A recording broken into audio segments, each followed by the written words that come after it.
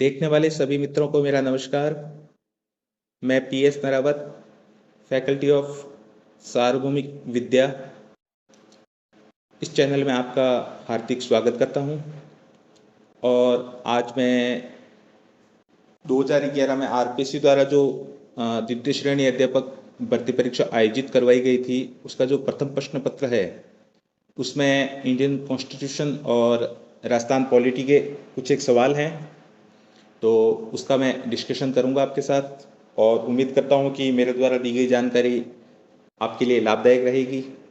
और 2 या 4 दिन बाद में हम इंडियन पॉलिटी और राजस्थान की जो पॉलिटी है उससे संबंधित जो हमारी क्लासेज हैं रेगुलर, वो बहुत ही जल्दी शुरू करने वाले हैं। तो आज एक सैम्पल रूप में कुछ, क्योंकि अभी थोड़ा दिक्कत ये आ रही है कि अभी इलेक्ट्रॉनिक गैजेट वगैरह में उसमें थोड़ी दिक्कत आ रही है, तो आज मैंने मोबाइल ऐप के माध्यम से ही एक इंट्रो के रूप में एक वीडियो बनाने का सोचा आपके लिए काम आएगा। तो अपन शुरू करते हैं। जैसा कि स्क्रीन पे आपको दिख रहा है क्वेश्चन नंबर 7, इसमें कहा गया है कि राजस्थान मानवाधिकार आयोग के अध्यक्ष हैं। इसमें 4 ऑप्शन दिए गए हैं और सीधा एक सतही स्तर का सवाल पूछा गया है इसमें कि अध्यक्ष का नाम बताना है। थोड़ा ये करंट से रिलेटेड भी हो सकता है उस टाइम का, तो इसलिए शायद पूछ लिया हो, लेकिन इसको अपन राजस्थान की जो पॉलिटी है उसके अंतर्गत लेते हैं। और ये जो राजस्थान मानवाधिकार आयोग है और जो राष्ट्रीय मानवाधिकार आयोग है, ये दोनों आयोग इसलिए इम्पोर्टेंट हो जाते हैं थोड़े इस बार, क्योंकि 2019 में कुछ इसमें कोई संवैधानिक संशोधन भी किए गए हैं। अध्यक्ष और उसके सदस्यों और उनके कार्यकाल से संबंधित कुछ मेजर चेंजेस किए गए हैं, तो इसके अकॉर्डिंग ये आपके लिए थोड़ा इम्पोर्टेंट हो जाता है। और जहाँ तक मानवाधिकार आयोग की बात करते हैं तो 93 में एक अधिनियम बना था भारत सरकार द्वारा, और उसके तहत राष्ट्रीय आयोग की स्थापना की गई थी। और 1999 में अपने राजस्थान में भी इसकी स्थापना की गई है, राज्य मानवाधिकार आयोग की। और भारत में अभी तक लगभग कुल 26 राज्य ऐसे हैं जहाँ पे राज्य मानवाधिकार आयोग की स्थापना की जा चुकी है। चलिए अपन आगे बढ़ते हैं। हाँ, एक चीज़ इसमें और बताना चाहूँगा मैं आपको कि अभी जो वर्तमान में जो राजस्थान के जो मानवाधिकार आयोग के अध्यक्ष हैं, उनका नाम तो आपको शायद पता ही होगा, गोपाल कृष्ण व्यास हैं। तो चलिए आगे बढ़ते हैं अपन। क्वेश्चन नंबर 8 इसमें है कि राजस्थान के मुख्य सूचना आयुक्त कौन है। ये भी उस टाइम का सवाल है। इसमें भी सीधा सीधा सतही स्तर का सवाल पूछा गया है, इसमें कोई थोड़ी गहन स्तर की कोई इसमें नहीं है बात। तो इसके बाद अपन आगे बढ़ते हैं कि राजस्थान में पंचायती राज व्यवस्था लागू हुई थी। इसमें ये सन दे रखा है और आपको सबको पता ही होगा कि 1959 में अपने नागौर में जो बख्तरी एक स्थान है, तो वहाँ से ये शुरू हुआ था। क्योंकि 1957 में भारत की जो सरकार थी, उन्होंने एक समिति की स्थापना की थी, उसका नाम बलवंतराय समिति था। ये शायद सवाल अभी इससे पिछले वाली जो ग्राम सेवक का एग्ज़ाम हुआ था, उसमें ये सवाल पूछा गया था कि बलवंतराय मेहता समिति का संबंध किससे है। तो उसमें पंचायती राज व्यवस्था का ऑप्शन नहीं था।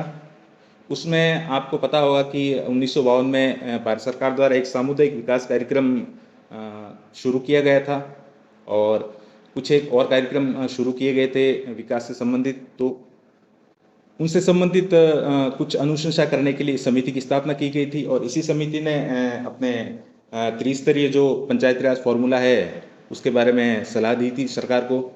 और 1959 में, जैसा कि उससे पहले भारत सरकार ने ये जो चीज़ है ये राज्यों के ऊपर डाल दी थी कि भाई आप अपने इच्छा अनुसार जो पंचायती राज संस्थाएं हैं उनकी स्थापना कर सकते हो। और आगे चलकर आपको पता होगा कि 93 में 2 अमेंडमेंट किए गए थे, 73 और 74, और 2 अपने संविधान के भाग जोड़े गए थे, भाग 9 और भाग 9 का। उसमें जो ग्रामीण स्वशासन है और जो नगरीय स्वशासन है उसकी स्थापना की गई थी, और 2 अनुसूची जोड़ी गई थी अपने संविधान में। एक तो थी 11वीं अनुसूची और एक थी 12वीं अनुसूची। तो चलिए अपन आगे बढ़ते हैं, क्वेश्चन नंबर 10 की बात करते हैं। इसमें कहा गया है कि भारत संविधान के किस अनुच्छेद के अंतर्गत पंचायती राज संस्थाओं को संवैधानिक मान्यता प्रदान की गई। इसमें अनुच्छेद आपको बताना है। तो इसमें दिख रहा है आपको ऑप्शन नंबर जो 4 है 243B, इसके तहत अपने जो भारतीय संविधान है उसमें पंचायती राज संस्थाओं की जो संवैधानिक मान्यता की बात है वो इसमें की गई है। दोस्तों, ये जो पंचायती राज वाला टॉपिक है ये इसलिए भी इम्पोर्टेंट हो जाता है क्योंकि भारत में इसका जो आरंभ है वो अपने राजस्थान से हुआ था, और अमूमन प्रत्येक जो प्रतियोगी परीक्षाएं होती है उसमें 1 या 2 सवाल पंचायती राज व्यवस्था से संबंधित 100% पूछे जाते हैं। तो इस टॉपिक को आप बहुत ही अच्छे तरीके से पढ़ना, क्योंकि हर वैकेंसी में इसके 1 या 2 सवाल मिलते ही मिलते हैं। चलिए आगे बढ़ते हैं। अब स्क्रीन पे आपको जो सवाल दिख रहा है वो है 11 नंबर। इसमें पूछा जा रहा है कि राजस्थान में लोकायुक्त कौन है। तो देख लो, पहले अपने पूछा था मुख्य सूचना आयुक्त का, और उससे पहले अपने पूछा था मानवाधिकार आयोग के अध्यक्ष का, और इस बार अपने पूछ लिया है राजस्थान में लोकायुक्त। तो ये 3 सवाल तो सीधे सीधे जो आयोग हैं इनके अध्यक्षों के ही पूछे गए हैं। तो वर्तमान में भी आप ये चीज़ हमेशा ध्यान रखना, जो भी राजस्थान के जो प्रमुख आयोग है जैसे RPSC हो, और जो मानवाधिकार आयोग है, जो अपने जो राज्य निर्वाचन आयोग है, जो वित्त आयोग है, इनके अध्यक्षों के नाम की एक सूची बना लें, सारणी बना लें, और उसको अच्छे से हमेशा याद रखें, क्योंकि इसमें अपडेट भी होती रहती है। और इसमें से 2 या 3 सवाल आपके पूछे ही जाते हैं, चाहे उसको करंट अकॉर्डिंग ले लो या उसको पॉलिटिकल अकॉर्डिंग उसके तहत आप ले लो। तो इन चीज़ों को आप बिल्कुल विशेष ध्यान रखना है। और जैसे अपन आगे जब पॉलिटी की क्लास अपन शुरू करेंगे तो उसमें लोकायुक्त और लोकपाल से संबंधित जो टॉपिक आएगा उसमें अपन इसकी विस्तार से चर्चा करेंगे। और अभी वर्तमान में आपको पता ही होगा कि जो अपने राजस्थान के जो लोकायुक्त है वो कौन है।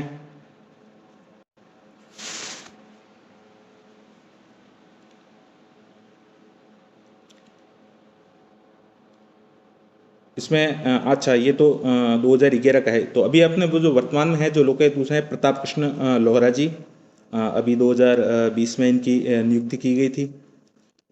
चलिए आगे बढ़ते हैं। राजस्थान में जो लोकसभा की सीटें हैं वो कितनी हैं।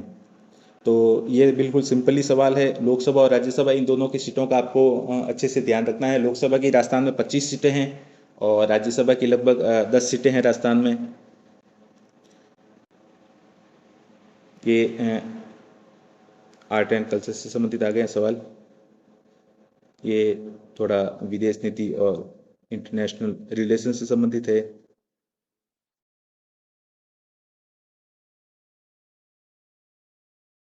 हाँ, अब क्वेश्चन नंबर 20 आपको स्क्रीन पे दिख रहा होगा कि भारतीय संविधान की जो प्रारूप समिति थी उसके अध्यक्ष कौन है। तो ये आप सबको पता ही है कि जो प्रारूप समिति थी वो संविधान निर्माण के समय भारत की सबसे महत्वपूर्ण समिति में से एक रही थी। और जो भी अपने संविधान का जो खाका था और उसका जो सबसे महत्वपूर्ण काम किया था वो प्रारूप समिति के द्वारा किया गया था। और हमारे जो डॉक्टर भीमराव अंबेडकर जी हैं वो इनके अध्यक्ष थे, और कुल 7 सदस्य इसमें शामिल थे। और एक चीज़, इनमें एक सदस्य थे KM मुंशी जी। तो आपको ये पता होना चाहिए कि इस समिति में केवल एकमात्र कांग्रेसी KM मुंशी थे। उन्होंने एक मुंशी फॉर्मूला भी दिया था जिसका अपन आगे डिस्कस करेंगे जब अपन संविधान निर्माण की बात करेंगे। तो इसमें भी आपको पता है, सिंपल ही सवाल है। अब क्वेश्चन नंबर 21 की बात करते हैं। इसमें कहा गया है कि भारतीय संविधान के किस अनुच्छेद के अंतर्गत छुआछूत अपराध घोषित किया गया है। तो आप सबको पता ही होगा, छुआछूत कहें या अस्पृश्यता कहें, इसका मतलब जो भेदभाव किया जाता है जाति के आधार पर या धर्म के आधार पर, तो उससे संबंधित संविधान में प्रावधान किया गया है। और आर्टिकल जो 17 है उसमें इससे संबंधित इसको निषेध किया गया। एक चीज़ हमेशा ध्यान रखना आप कि जो ये अस्पृश्यता शब्द अपन कई बार सुनते हैं, तो अपने संविधान में कहीं इसका शब्द का वो है क्या कहते हैं इसको, व्याख्या नहीं की गई है। तो इसलिए इसमें यहाँ पे छुआछूत शब्द दिया गया है। तो आपको ये अच्छे से ध्यान भी रखना है। और इससे संबंधित एक अधिनियम भी बनाया हुआ है जो 1955 में बना था, और 1976 में इसका नाम चेंज कर दिया था अधिनियम का। और अभी वो मानव जो अपने रक्षा है, सुरक्षा नागरिक अधिकार रक्षा अधिनियम है 1955, उसका नाम बदल दिया गया था 1976 में। फिर अपन आगे बात करते हैं क्वेश्चन नंबर 22 की। इसमें कहा गया है कि भारतीय संविधान की उद्देशिका में संशोधन कब किया गया था। तो ये भी सिंपल ही सवाल है। ये आर्टिकल जो अपने संशोधन है, अमेंडमेंट, ये है 42वां। और एक चीज़ और मैं आपको बताना चाहूँगा कि अभी 2-3 साल से जो इंडियन पॉलिटी का जो पैटर्न है, उसमें जो प्रस्तावना है, हमारी जो उद्देशिका है, उससे संबंधित 2 से 3 सवाल बहुत ही ज़्यादा पूछे जा रहे हैं। और एक चीज़ हमेशा ध्यान रखना कि जो उद्देशिका है उसका एक पॉइंट वाइज आपको रट के याद भी करना है। कई बार इसके जो लाइन वगैरह है उसका सवाल आ जाता है कि दूसरे पैरा में कौन सा शब्द दिया गया है या छठे पैरा में कौन सा शब्द जोड़ा गया है। तो इसके जो 6-7 पैरा है वो आपको अच्छे से याद करने हैं। और आपको पता भी होगा कि 42वें संविधान संशोधन द्वारा 3 शब्द जोड़े गए थे, जिसके बारे में वर्तमान में अभी तक बहुत ज़्यादा बहस भी छिड़ी रहती है कई बार। तो ये 3 शब्द हैं अपने समाजवादी, धर्मनिरपेक्षता और अखंडता। ये 3 शब्द 42वें संविधान संशोधन के तहत जोड़े गए थे। अपनी जो भारत की प्रस्तावना है उसमें अभी तक एक बार ही संशोधन हुआ है, उसके बाद अभी तक संशोधन नहीं हुआ है।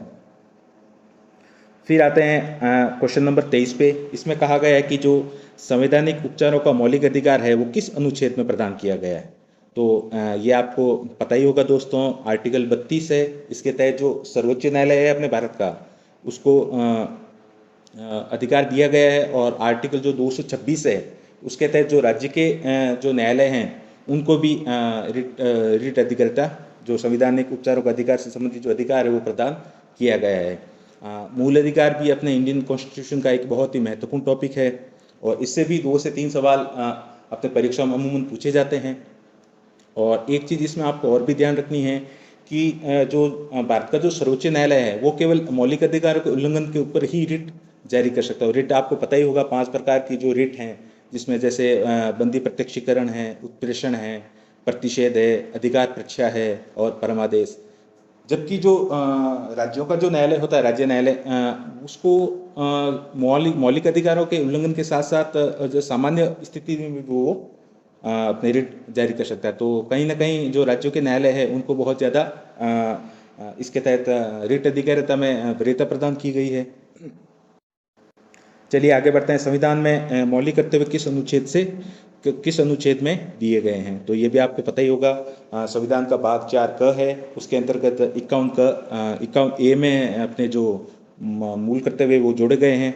और ये पता ही होगा ना, 76 में जोड़े गए थे सरदार स्वर्ण सिंह समिति की सिफारिश पर। और इसमें भी एक चीज़ पता होनी चाहिए कि उस टाइम भारत में राष्ट्रीय आपात लागू हुआ था और कहीं ना कहीं जो USSR है अभी, जिसे अपन रूस कहते हैं, तो कहीं ना कहीं ये जो मूल कर्तव्य की जो संकल्पना है वो कहीं ना कहीं समाजवादी लक्षणों से प्रेरित है। और जैसा कि आपको पता ही होगा, महात्मा गांधी जी ने कर्तव्यों पे बहुत ही ज़्यादा जोर दिया था, तो इसलिए कहीं ना कहीं सरकार ने इसको शामिल किया। और एक चीज़ और पता होनी चाहिए आपको कि जो ये सरदार स्वर्ण सिंह समिति थी उसने कुल जो 8 मूल कर्तव्य है उनकी सिफारिश की थी, किंतु इसमें टोटल 10 मूल कर्तव्य जोड़े गए थे। और 2002 के अंदर 86 जो संविधान जो संशोधन हुआ था उसमें भी एक मूल कर्तव्य और जोड़ा गया है। तो अभी वर्तमान में जो अपने मूल कर्तव्यों की संख्या है वो टोटल 11 है।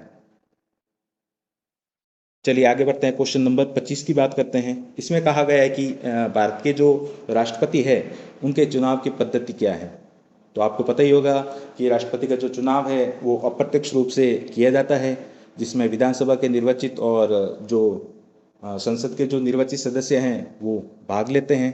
तो इसमें जो ऑप्शन नंबर 4 है, आनुपातिक प्रतिनिधित्व पद्धति के अनुसार एकल संक्रमणी मत के द्वारा इसमें राष्ट्रपति का चुनाव किया जाता है। तो उम्मीद करता हूँ कि दोस्तों आपको मेरे द्वारा जो ये सिलेबस का डिस्कशन किया गया था वो आपको कहीं ना कहीं लाभ पहुँचाएगा। और आशा करता हूँ कि आप इस चैनल को ज़्यादा से ज़्यादा शेयर करेंगे, लाइक करेंगे और सब्सक्राइब करना ना भूलें। और बहुत ही जल्द हम इंडियन कॉन्स्टिट्यूशन और जो राजस्थान पॉलिटी की जो क्लासेज हैं, और साथ में अगर पॉसिबल हुआ तो करंट और जीके की भी अपन क्लास लगाएंगे। और इंडियन इकोनॉमी जो अर्थशास्त्र हैं उसकी भी अपन आगे क्लासेस करने का प्लान कर रहे हैं और बहुत ही जल्दी हम ये शुरू करेंगे। तो इसके साथ अपने शब्दों को विराम देता हूँ और मिलते हैं बहुत जल्द। और इस पे आप कमेंट भी कीजिएगा कि आपको इंडियन कॉन्स्टिट्यूशन में कौन सा अगर टॉपिक पहले पढ़ना है तो उसके अकॉर्डिंग अपन टाइम को सेट करेंगे और क्लासेस शुरू करेंगे। धन्यवाद।